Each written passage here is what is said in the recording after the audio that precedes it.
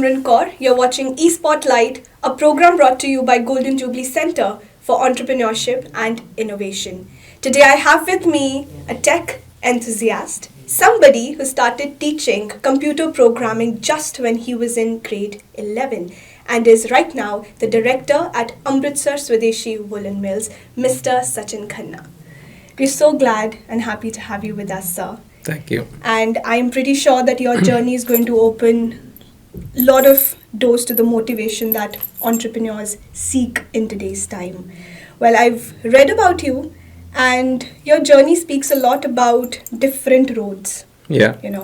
Especially you've been a tech enthusiast, somebody who's interested in computer programming. Yeah. But then you went for BCom, and then you went into the textiles. You did a degree in textiles. Yeah, in textiles. So, tell me about that journey. What brought so much dynamism to that? So tech, I was always attracted towards tech. I started programming when I was in grade 7 or so. I always wanted to make my own games rather than play the games. That time it was the time of Atari and ping pong and stuff like that. So my friend got a ZX Spectrum from his uncle in the US, and we started programming together, and it just went that way. Didn't take it too seriously at that time, so I pursued BCom, even though I was teaching people who were wanting to that time start using Excel and Word and stuff. I even happened to teach my mom's friend who was a stockbroker, and computers were coming into stockbroking at that time in 1991, 92. So this was that time. But I pursued BCom and then did a little bit of textiles, a course in textiles, and then joined the family business, because this family business was established in 1957, Yeah. and so there had to be someone to carry it forward. But when we talk about the entrepreneurial journey, Yeah. I mean, your forefathers have been into it. They set up the business, Yeah. right? But how do you feel the scenario has changed? The outlook towards somebody wanting to become an entrepreneur has changed. Entrepreneurship is, it's more there in North Indians. I must tell you a little bit. I was born in Amritsar, but I was brought up in Coimbatore, which is in Tamil Nadu. People over there are more inclined towards getting educated and then getting a job and working for someone. Yeah. Whereas the entrepreneurship spirit has just about risen, and you look at what is happening down south in Bangalore, in Coimbatore, so many units which are tech enabled coming up, and they're doing phenomenal. But if you look up north, entrepreneurship is probably in the blood of the people over here. Yeah. Yeah. So now there are two sides of the story, especially when you come from a family that has had history of entrepreneurship. They've had that spirit in their blood. So what happens is a lot of times we see the young kids, belonging to the families, entrepreneurial families. They're like, we do not want to get into the family business. How do you take that part of the story up? Is it the kind of pressure that is there, because of which some people just tend to run away from it? Look here, the family business part is there. Even I did join the family business. There are many pros and cons. The pros are that you have so much support that is already there. It's the same people kind who of are mindset. they're people whom you're living with, whom you know very well, and you can be together and build something nicer or bigger.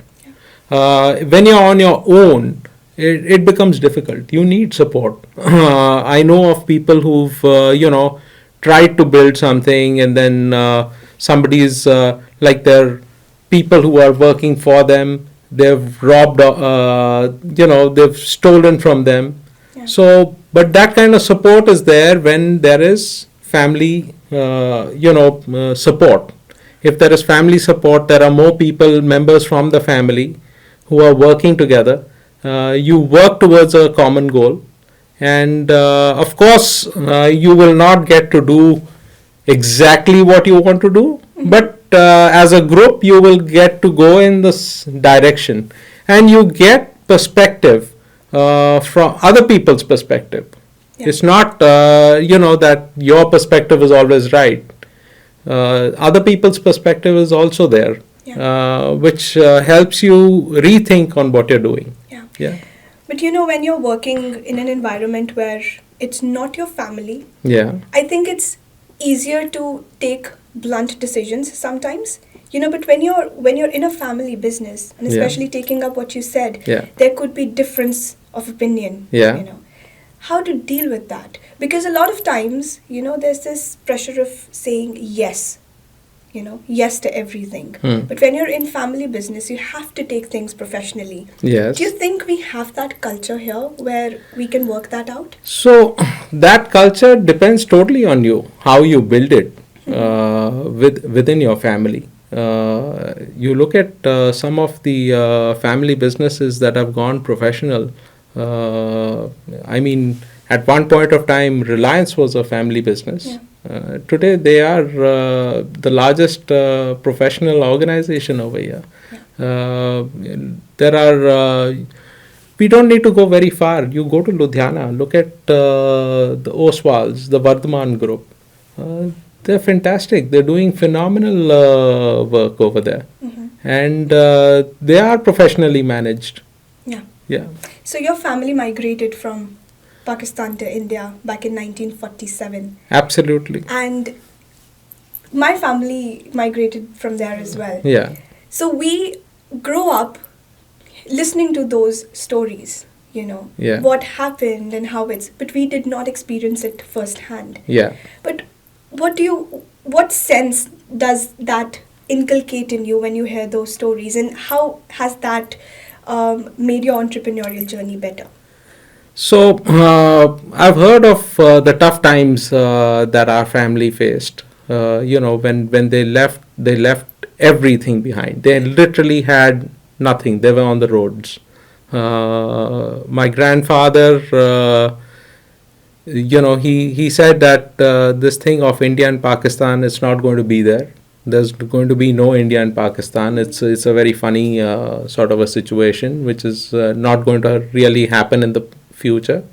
He said that let's go to my sister's place, and he moved with his entire family here, eventually leaving everything behind.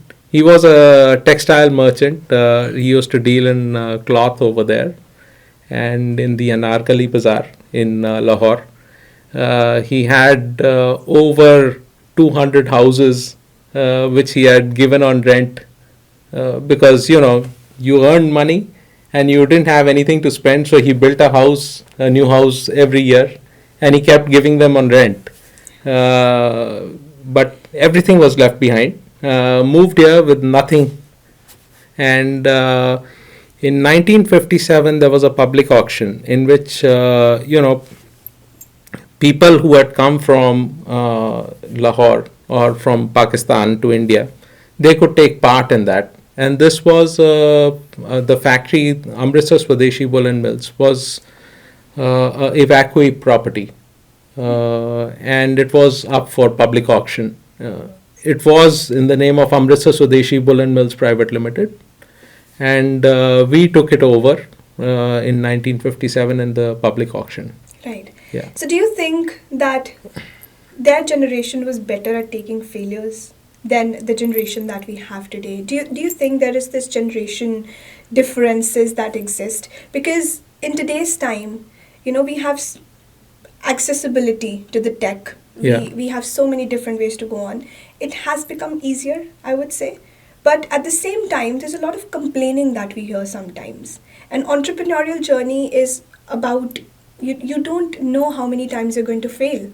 You just have to get up once again. Do you feel that there are generational differences between their generation and the generation that we have today? Oh, yeah. They've seen devastation. We have not seen devastation. Yes. We've seen, fairly decent comforts in our life. Yeah. Okay, I mean, we might, today every house has 2-3 cars. At that point of time, the entire house with maybe 30 people living had one car. Yeah. There used to be one AC in the whole house. And that used to be a and that used to be like a big celebration. Yeah. And now every room has a AC. There used to be, in fact, in Coimbatore, the school that I went to, we didn't have a fan. Mm-hmm. I mean, the weather is much better, but we didn't have a fan. Today, we can't even think about, the kids will complain, you're sending me to a school where there's no fan. Yeah. So the differences are there are differences. Things have, like when I joined business, I remember when we joined a business and we were trying to set up our unit in Bangalore. Getting a telephone connection was such a problem.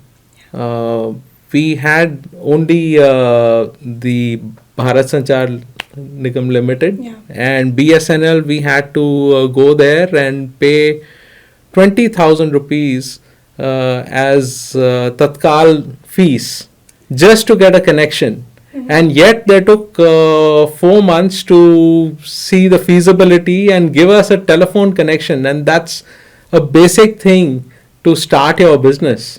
You need a connectivity. Yeah. And that was the time of dial-up modems. So I mean, those were really slow times where you sent a mail, you sent a typed mail to someone, it reached him. A fax came, and that was like a revolution, that you can type something and send a message, so and the person gets it. Was a bit more patient. Yeah, they were. Things were much slower. Yeah. Today say I sent a text message, and if the person doesn't respond within the next 5 minutes, you get antsy that, oh my God, he hasn't replied till now. Why hasn't he replied? Mm-hmm. You keep checking whether it has the blue tick, is it become a blue tick or not? Yeah. Has he even seen it? That really happens. And, I think that is the impact that has, taken place. Yeah. The more easier the things have become, the more accessible they are, the less patient the generation is becoming. So you deal with a lot of set of employees. Everybody's different in their personality. Absolutely. And you are the director, and you have to deal with everyday operations the premise. How do you deal with the different opinions when they're there in the professional space? Is it because of course you have to be approachable. So what kind of personality do you bring out to them? Do you think it's always okay to be welcoming, or there's a boundary that you set? How do you work that dynamic up? So mostly you keep it as open for people to think you're approachable, or to have them approach you in case they have a problem. That's the only way that you're able to run your work. Mm-hmm. Because if people are not, able to approach you, you will not get the information. And getting information is prime when you're running your organization. Yeah. So you have to be approachable. Yet at the same time, there has to be a distance. Mm-hmm. It does not have to mean that you're approachable, when you need some time to focus on your work or organizing them. Mm-hmm. And you cannot have every worker walk into your door. So you kind of what we have done is created a hierarchy where if the workers have a problem, they first approach their senior, and the senior will go to the manager, and the manager will then come with the problems. Right. Yet when I'm walking through the factory floor, if a person has a problem, he will approach me directly and say, this is my problem, and I will tell, okay, you go through this route, and we'll sort it out. Yeah. So as an entrepreneur, your life is pretty focused. Yeah. You're working. But do you have any hobbies? Are there, things putting you at ease, Yeah, so my hobbies are I cycle every morning. I try to. Like last January was pretty cold, so we didn't go out cycling. That's a good time when we sit up and chat with our friends. It's always nice to, take your mind off from just your work. Yeah. You need to have friends. You need to be social. Being social helps you rethink on things what you're doing. You joke around. You laugh about silly things that somebody's done, and that's one of the best things that we do every morning. Yeah. Your energy is just filling the room with so much positivity. Well, what I see is this is an observation. The more serious you look, people think the more hardworking you are. I just do not get that stance. But you have to be content. When they see you, your head should be like this. You should be working. If you're laughing around, it's this different opinion. They're enjoying their lives too much. Kuch nahi banne wala. That kind of things just start to gather up. What do you think? Not really. In fact, somebody who's just too focused. This was one of the things we were discussing. One of our cyclists, he's a doctor, and he is now learning to play the clarinet. So he was mentioning that you have to keep your brain alive and active, and you have to keep exercising, and you have to make new connections in your brain. And one of the other cyclists said, look here, I'm learning every day at my work. I keep learning. We all do. Every day at work we learn something new. So he said, no, learning something new which is related to your field is mechanical. That's something that you've been doing. You will not make new connections. New connections you will make when you do something that is difficult. You don't know how to play music. You learn how to play music. You make new connections in your brain. And that's how you will remain more young and energetic. If you keep doing the same thing, imagine you're doing the same thing right after you graduate, or maybe a few years after you graduate. Till you're 60, 70, 80. Well, in our family, there's no thing about retiring. My uncle worked till he was 91, So... Brilliant. So it is, that's personally something that I feel too. You just... There have to be things which just keep you a human. You don't have to become mechanic. Not at all. All right. So there's this concept called intention to stay, intention to leave. So there's a lot of research on intention to leave, especially with regards to employees. So why are they leaving the organizations? I focus more on why people stay with the organizations. So what do you think are the factors, which motivate employees to stay with the organizations? Because I think that is very important. The most, the Motivation for an employee to stay with the organization is when the employees feel comfortable with their work environment, when they feel happy, and they feel that they're contributing something. And they are getting rewarded financially enough for that. Well, if somebody is overqualified, he will move on if he's getting a better opportunity. But if there is a person of a certain qualification and he's rewarded well enough and he is happy at that place, if he's not happy, if he's disturbed with the work environment or he's stressed out with the work environment, he will leave. Maybe he's getting paid more than he expects, but he will still leave. Most important is for the employees to be happy and comfortable, because that is the only way you can retain people. And we have had people who have worked with us for 30, 40, 50 years. Even post-retirement, their post-retirement age, they say, we don't want to leave. In fact, that was my uncle's philosophy. He said that, look here, I don't want you to retire. Your benefits you will get. But if you retire, you will slowly fade away. Remain active, keep working.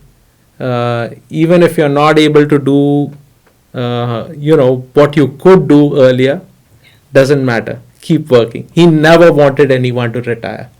So it's creating that sense of belongingness as well. Absolutely, right? Absolutely. So we are seeing inception of incubation centers. Incubation centers is becoming the new phenomena. We have one here at Guru Nanak Dev University. How do you think that these incubation centers are able to create an environment that can facilitate the entrepreneurial development? Well, incubation centers are great because kids who've not had, background of entrepreneurship, who've never worked earlier with an organization, get to work, in the incubation center where they can get to know other people, look at how people are working, people skills. This is something that is not taught in any, classroom. These people skills are most important.